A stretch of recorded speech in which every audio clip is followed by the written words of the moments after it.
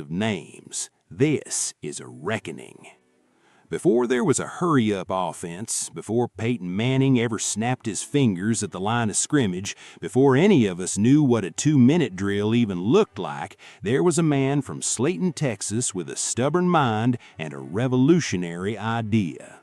Buddy Parker won back-to-back NFL championships with the Detroit Lions in 1952 and 1953.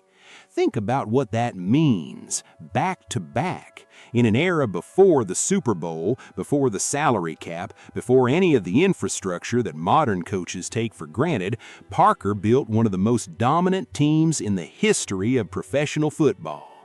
His Lions went 28 wins, 7 losses, and 1 tie across a 3-year stretch from 1952 to 1954.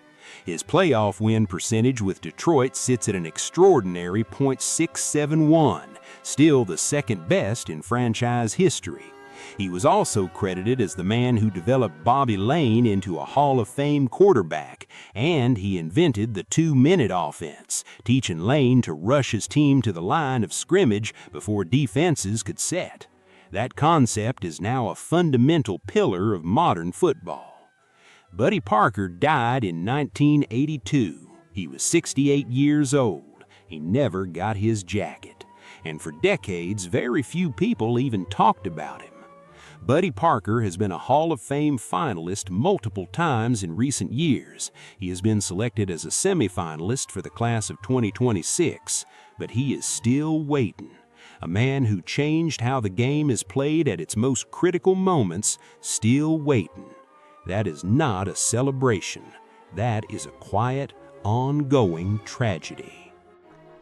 Most people will never say this name out loud, but if you have ever watched a defense play the way a defense was meant to play, at least part of what you admired traces back to this man.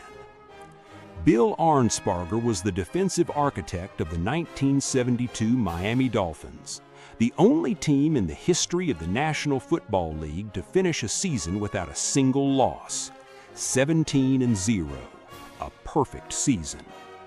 And the engine underneath Don Shula's legendary machine was Arnsparger's no-name defense, a unit so well-structured and so disciplined that they held opponents to the fewest points in the entire league. He did not stop there. He came back to Miami and built the Killer Bees defense of the early 1980s. He pioneered the 5-3 defense, which was the direct forerunner of what today is called the nickel package, now the base defensive formation in the entire NFL. He helped create situational substitution as a tactical weapon. He won 2 Super Bowls as a defensive coordinator. Don Shula, when Arnsparger passed away in 2015 at 88, said this: "He was one of the greatest defensive coaches in football. He molded 2 championship units and pioneered situational substitutions with the 5-3 defense that changed the way the game was played. If there was a Hall of Fame for assistant coaches, he would be one of the very first inductees." Let that sentence settle in your mind. If there was a Hall of Fame for assistant coaches. Shula himself said that, and Arnsparger is still not enshrined. He died still waiting. His innovations are in every single game played in this league every single Sunday, and his bust is not in Canton. The Hall of Fame has advanced his candidacy posthumously. He is a 2026 semifinalist, but he passed away in 2015. He spent the last years of his life without the recognition that his legacy demanded. That is not oversight. That is injustice.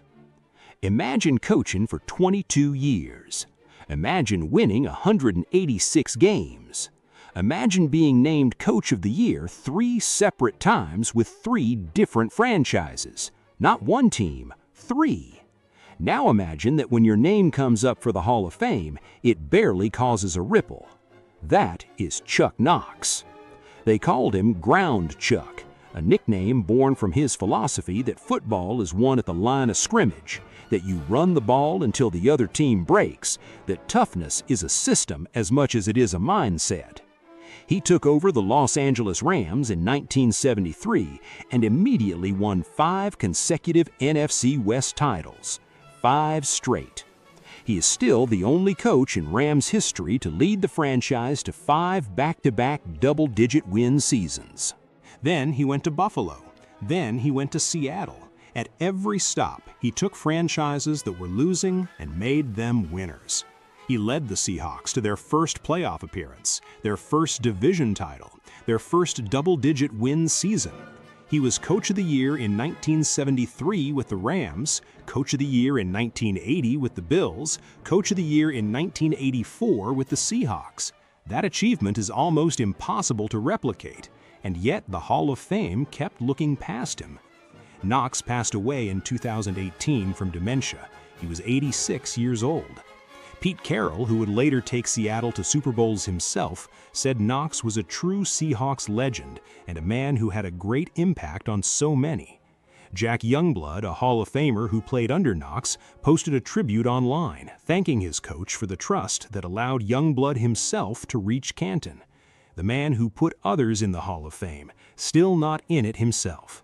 Knox had no Hall of Fame quarterback, he had no dynasty, he had only relentless excellence, franchise after franchise, decade after decade, and he never got his gold jacket.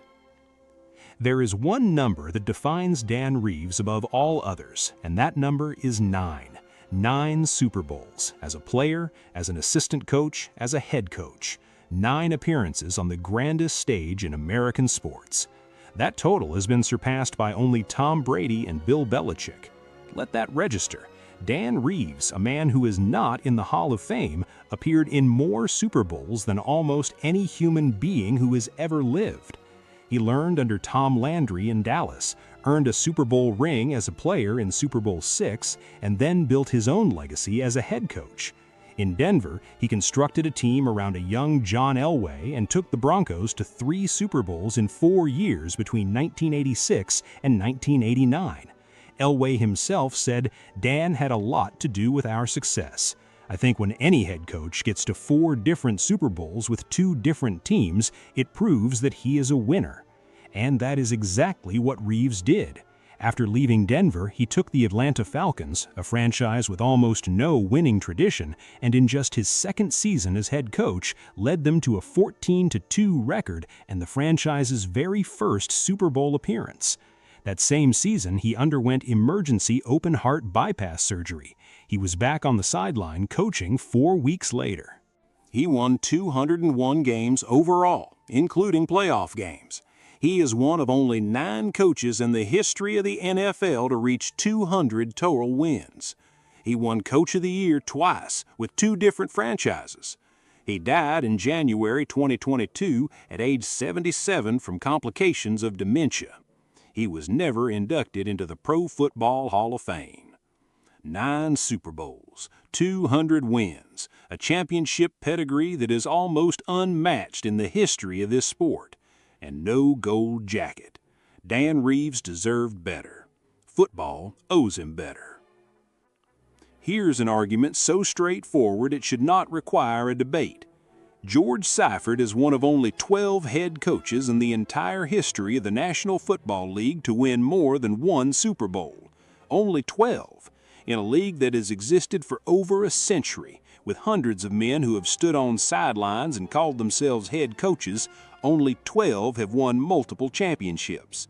9 of those 12 are already in the Hall of Fame. Andy Reid is still active. That leaves Seifert and 2 others as the sole multi-Super Bowl winners not yet enshrined. His career regular season winning percentage of .648 places him among the very best in league history.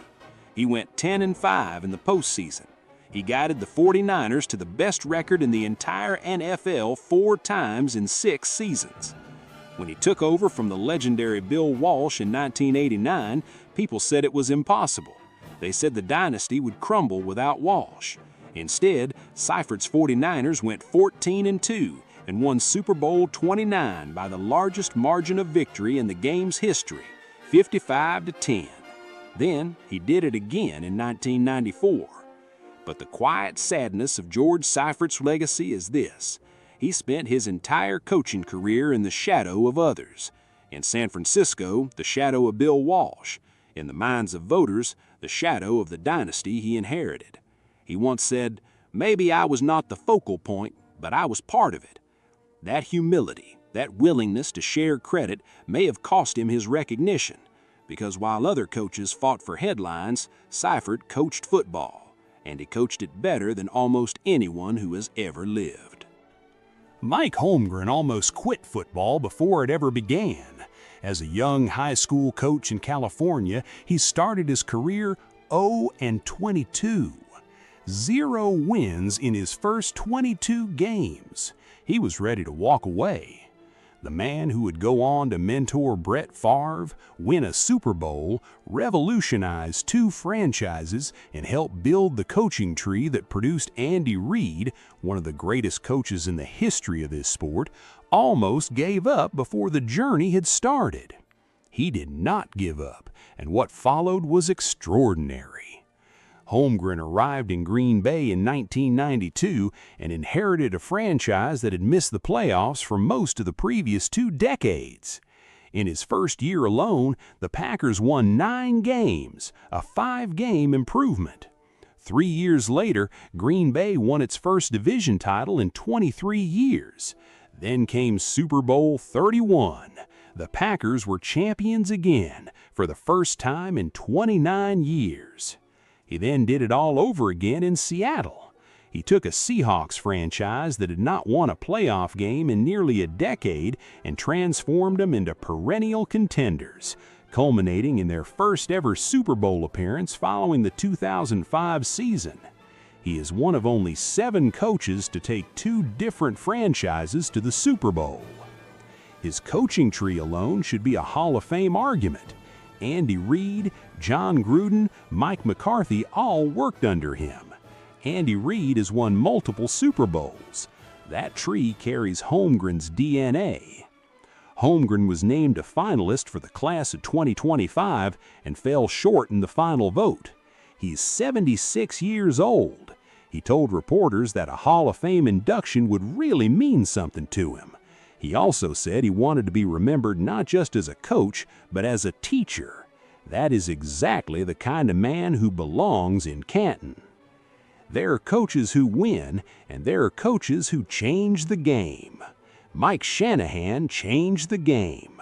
His zone blocking, wide zone rushing scheme, which he implemented and perfected with the Broncos in the late 1990s, is now the foundation of offensive football across the entire NFL.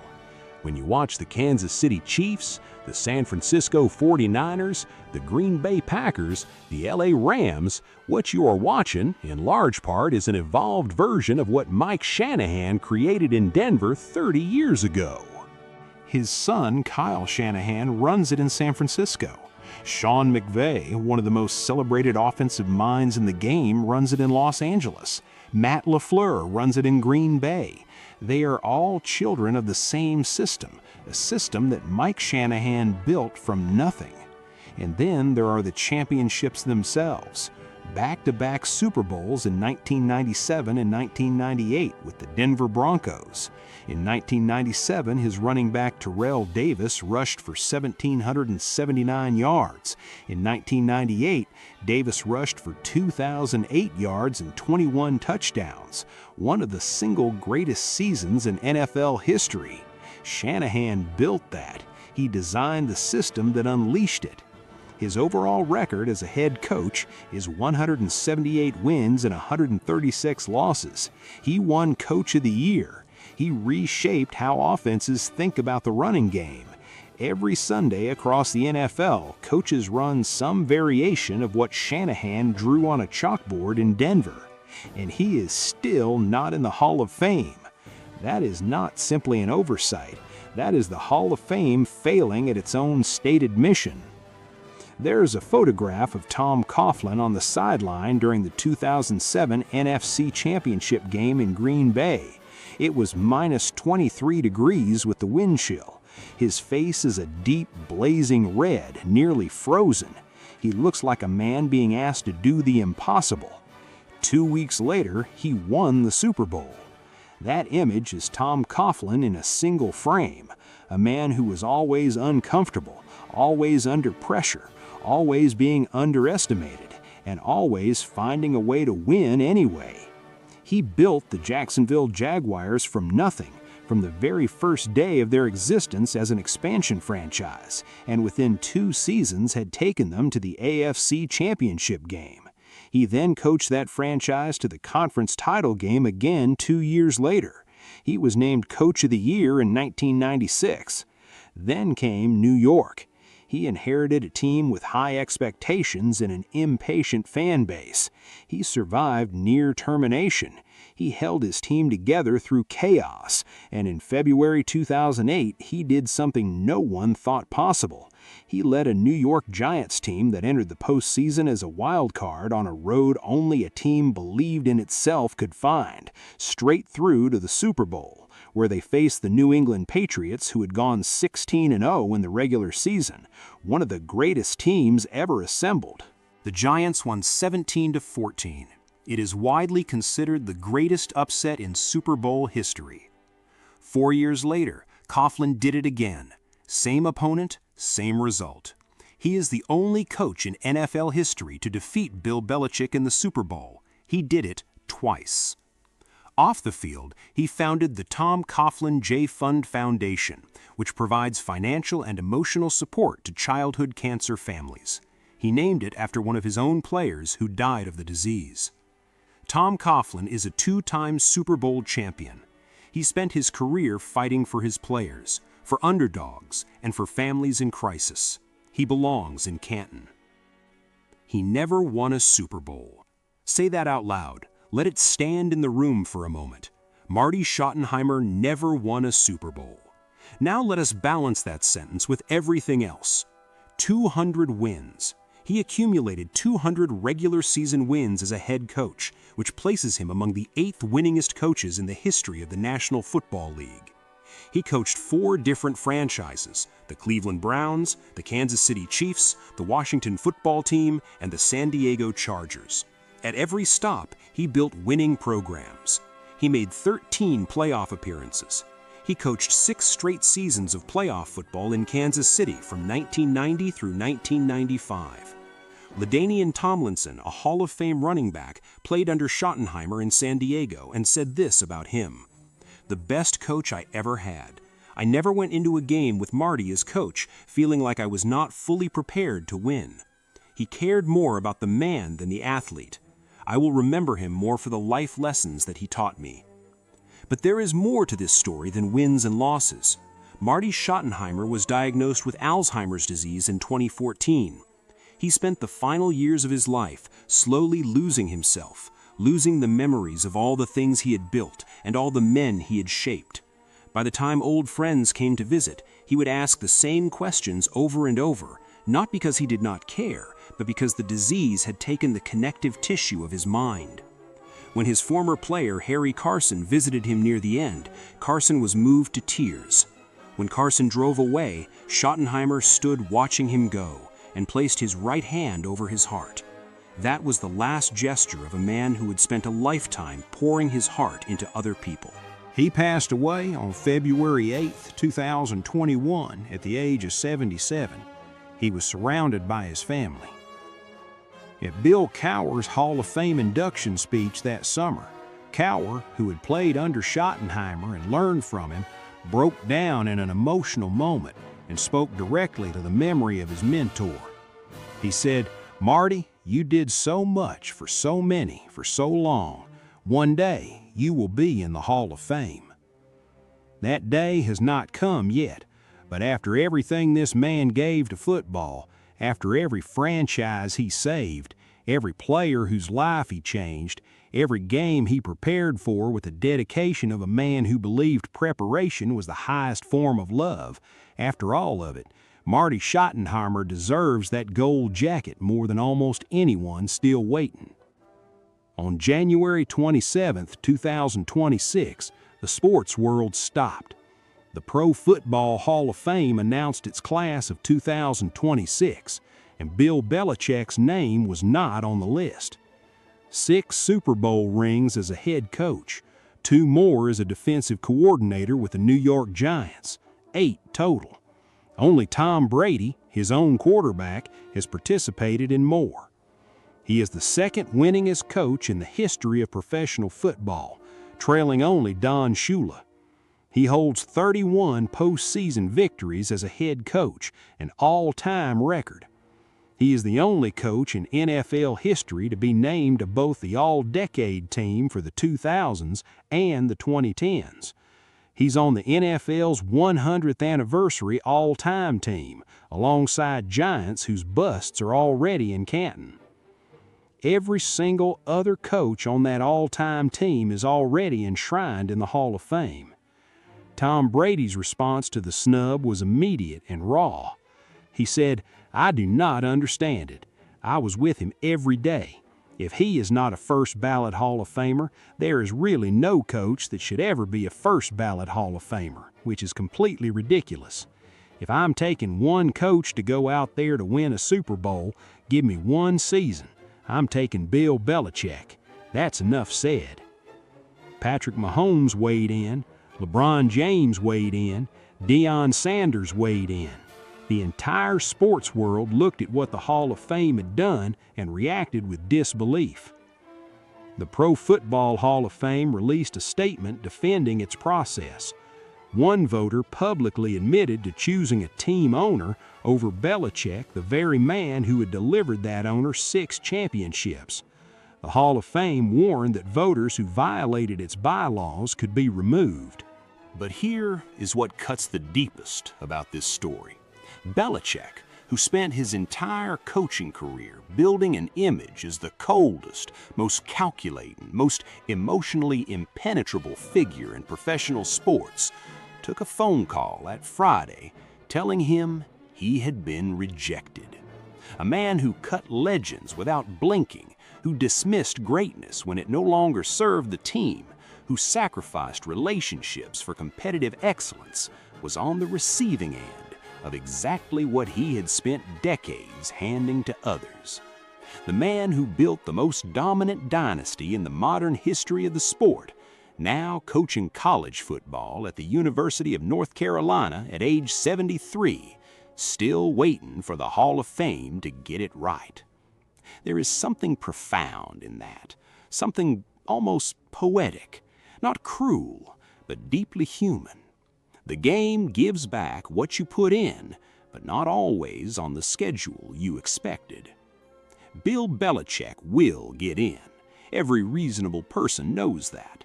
But the fact that it did not happen immediately, that voters chose something other than the most decorated coaching record in living memory, says something troubling about how football decides who is worth remembering. The Hall of Fame is supposed to answer a question, not who is most popular, not who is easiest to celebrate.